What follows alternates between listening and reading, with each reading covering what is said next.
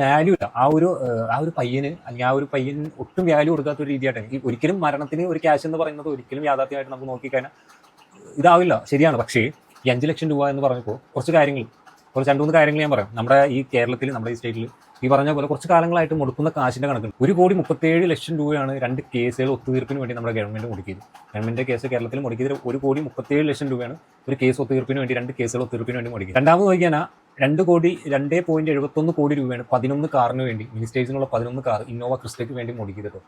മൂന്നാമതാണെങ്കിൽ നമ്മുടെ മിനിസ്റ്റർ, അതായത് നമ്മുടെ പിണറായി സാറിന് വേണ്ടി 2018 തൊട്ട് 2023 വരെ വിദേശയാത്രകൾ നടത്താൻ വേണ്ടി ചെലവിട്ടത് 4 കോടി രൂപയാണ്. 4 കോടി എന്ന് പറഞ്ഞാൽ കറക്റ്റായിട്ട് പറഞ്ഞാൽ 3.56 കോടി രൂപയാണ് ചെലവിട്ടേണ്ടത്. അപ്പോൾ നോക്കിയാൽ ഡബിൾ പെൻഷൻ, അതായത് നമ്മുടെ മിനിസ്റ്റേഴ്സിനുള്ള ഡബിൾ പെൻഷൻ ഉണ്ട്. അത് ഇതുവരെയായിട്ട് കൊടുത്തിട്ടില്ല.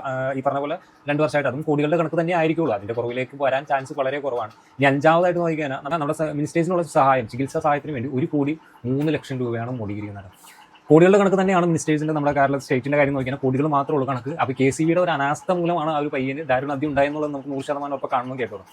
ആ ഒരു പയ്യന് വാല്യൂ ഇല്ലാത്ത പോലെ എനിക്ക് തോന്നി. പിന്നെ അതുപോലെ തന്നെ നോക്കിയാൽ ഈ ഒരു മീഡിയക്കാർ, ആ ഒരു പയ്യൻ മരിച്ച് ചൂടാറിയില്ല എന്ന് പറയാൻ പറ്റുള്ളൂ. അതിന് മുമ്പേ ആ ഒരു അവരുടെ പിതാവിന്റെ അടുത്ത് പോയിട്ട് കാര്യങ്ങൾ ചോദിച്ചു. അദ്ദേഹം നല്ല സ്റ്റാൻഡിംഗ് ആയിട്ട് അദ്ദേഹം കാര്യങ്ങളൊക്കെ പറഞ്ഞു കൊടുത്തിട്ടും അത് പോരാനിട്ട് കുത്തി ചോദിച്ച അദ്ദേഹത്തിന് കണ്ണീര് വരുത്തി. കാരണം ലീഡ് കിട്ടണം, അല്ലെങ്കിൽ ആ ഒരു ചൂട് കിട്ടണമെന്നുണ്ടെങ്കിൽ ആ ഒരു അദ്ദേഹം കരഞ്ഞേ പറ്റൂ, ഫീലിങ്സ് കാശ് കിട്ടും, അതുള്ളൂ. അല്ലെങ്കിൽ ആ ലീഡ് കിട്ടൂല, അല്ലെങ്കിൽ അത്രയും ഈ പറഞ്ഞ പോലെ നടക്കൂല. ഇനിയിപ്പോൾ അതെല്ലാം പോട്ടെ, നമ്മുടെ ഈ ബസ് സ്റ്റോപ്പുകൾ, അതായത് ഒരാൾക്ക് ഇരുന്ന് ഇരിപ്പുറക്കാത്ത ബസ് സ്റ്റോപ്പുകൾക്ക് 10-20 ലക്ഷം രൂപയും കൊടുക്കുന്നു.